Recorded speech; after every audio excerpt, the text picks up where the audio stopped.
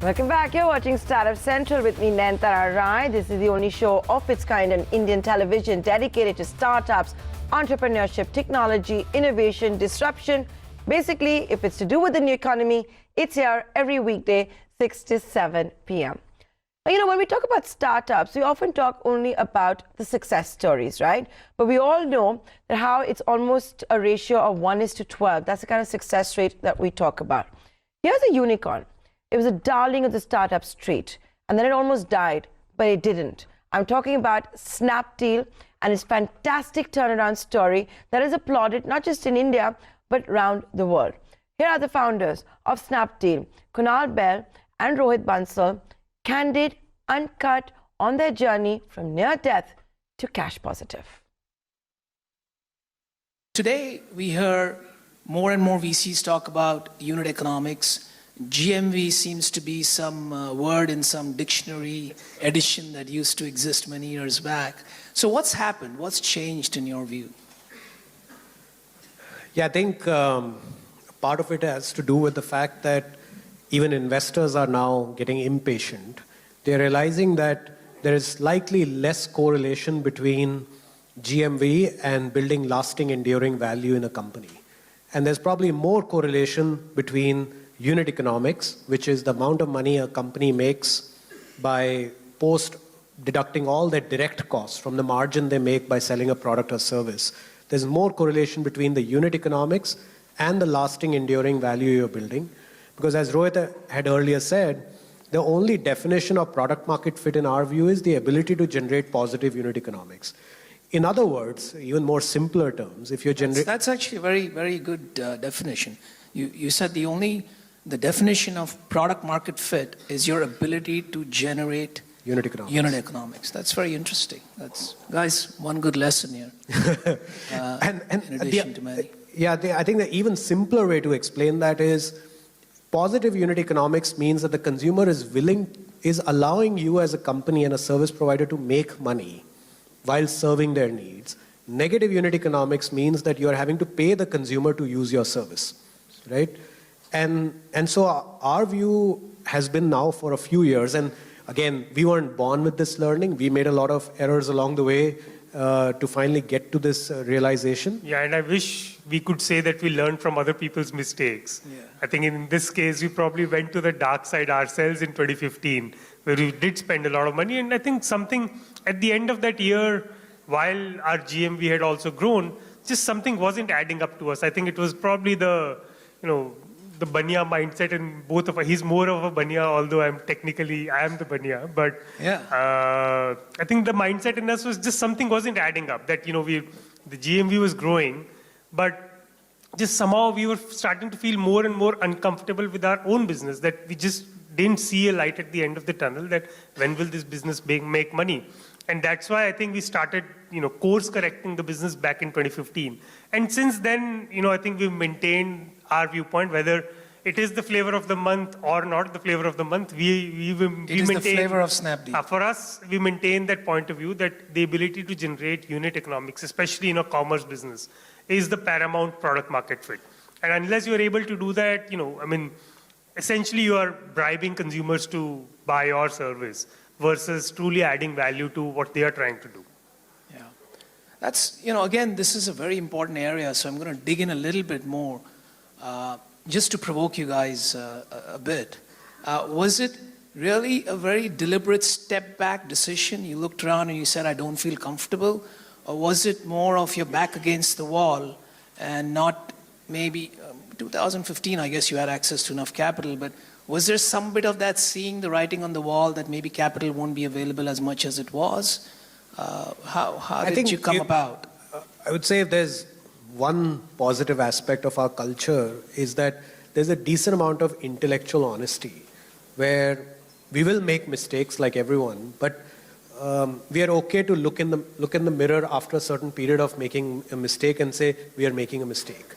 We did that, I remember in 2011, now many people here may not even remember, we didn't start as like a product e-commerce platform. Snapdeal started as selling coupons for restaurants and spas. Like and the Groupon, what was known famously as, infamously as Groupon. Yeah, well, now infamously. But in 2011, everyone was had only praises for us, for the company. That, oh, these guys are the Groupon of India, they have 75% market share, there were 50 other players, all of them have gone out, these guys executed really well. And while everyone around us was complimenting the progress the company had made, we were so nervous because we were realizing that this business will never become very large because India at that time didn't have enough restaurants, didn't have enough spas, salons, for us to build a large business to justify the large amount of capital at the valuations at which we had raised that capital. So we proactively did a very significant pivot in the business by shifting away from selling coupons to selling physical products, right? Similarly, This was in 2012, 12. Yeah, 12. Similarly, I think in 2015, it wasn't really, we weren't told to do this by any investor, board member, or anyone externally. It was our own realization that eventually if you're selling stuff at negative unit economics, you're going to run into a wall. Because the bigger you grow at negative unit economics, your loss expands. The more capital you'll need, external capital you'll need. And that this will end in a very, very bad train wreck. So if we can course correct ourselves without being pushed into a course correction, that's always going to be better. That's good. So do you think, now that everybody's talking about it, obviously you guys saw it much before and you've had the ability to course correct into a model that's working very well, and we'll talk about that as well. But do you think now that a lot of other entrepreneurs are seeing this, we've had the WeWork saga and we've had various different events unfold, is capital becoming less of a differentiator and the old game is over? And, is making money back in fashion, and you think this is here to stay? I think maybe not the direct answer to the question, but what we are seeing more and more is that entrepreneurs are willing to be far more patient with building their businesses. And part of the reason companies go onto this path of accelerating and burning money and growing rapidly, phases we've also gone through as a company, because there is an impatience entrepreneurs feel, maybe even some investors feel, to show progress. But lasting, enduring enterprises take time. And one of the things Rohit and I have done is we've been spending over the last few years a lot of time with businesses that you would put in the bucket of lasting, enduring companies, whether it's banks or retailers or FMCG companies. Just old school companies who you've gone and learned from. What we find very interesting and very inspiring is what we all in our world call old school companies. In the same decade of their existence, they've actually built a lot more value, some could argue, because they're profitable, they're growing really rapidly, they're public, they generate positive EBITDA, and they've built very successful and large brands. I think the fundamental difference between the two is just there is an inherent patience and long-term focus which you see in some of these companies, which I think our sector definitely we feel we can learn from. That if we have the patience and the patience to stay in the game for the long term, focus on the right fundamentals, and let time do its work over a period of time versus getting impatient to get to a certain destination within a year or within 2 years. I think that makes a lot of difference in our opinion. Yeah, I think the great thing is that you guys are going strong. You're still very much in the game, and with all the wisdom and the battle scars, I think the road ahead is going to be very, very interesting. But capital, regardless of whether we know that madness that happened in the last few years is probably not going to continue, right? But whether there will still be a lot of capital available because a lot of VCs and PE guys have raised capital and people have recognized the opportunity. How do you see, for entrepreneurs here, right? How do you see, how should they think about raising capital? Should one person be focused on raising capital while the other person or the other co-founder builds the company? Or is there a different model to this? I mean, that's what we kind of did. We sort of split that responsibility. And it's really a full-time job, at least in the early stages. But there's an interesting saying in the Gita which is very pertinent in the context of VC financing, which is, what you take owns you, what you give sets you free. And I think that absolutely applies to raising venture capital. I'll leave it at that. But I think That's the reason you guys angel invest? it sets us free. One of the things that I think we've learned about raising capital is obviously raising capital is important in the early stages of a business because you want to have capital because you have certain ideas which you want to implement. Some things require money. You also know as an entrepreneur that many times plans that we've made may not go as per our original plan, and you want to have a certain amount of backup as capital, to make sure you're not running completely on the edge. And if one iteration of your plan fails, then you have no company. So I think for all those right reasons, it makes sense to raise capital. That said, I think when it gets dirty or when it starts having a negative impact on a company is when entrepreneurs start building businesses to raise capital. It has to be the other way around. And sometimes in the madness of raising capital, people tend to forget it's the same eat to live versus live to eat you don't know which is the cart and which is the horse. Are you raising money to build the business, or are you now building the business to raise money? Yeah. I think when it crosses to the other side is when the problem starts happening. And it's very important to, and as you rightly mentioned, that we, both me and Kunal, angel invest as well.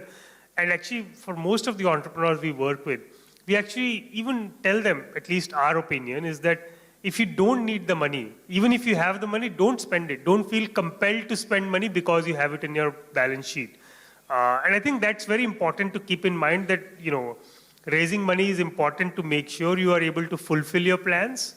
But having money should not be the reason why you start going in a certain direction in spite of, it not making business sense. Yeah, I couldn't agree more. I think one of the things that we were talking about, and it's important point to make, is raising capital also has deep ramifications on culture. When your employees and when the whole company gets used to looking at news about you raising the next round, and that becomes their definition of success, and pretty soon not just raising capital, every time they see you in the news is when they feel you are achieving success. So new products, hiring more people, raising more capital, and that changes the entire fabric and the culture of the organization.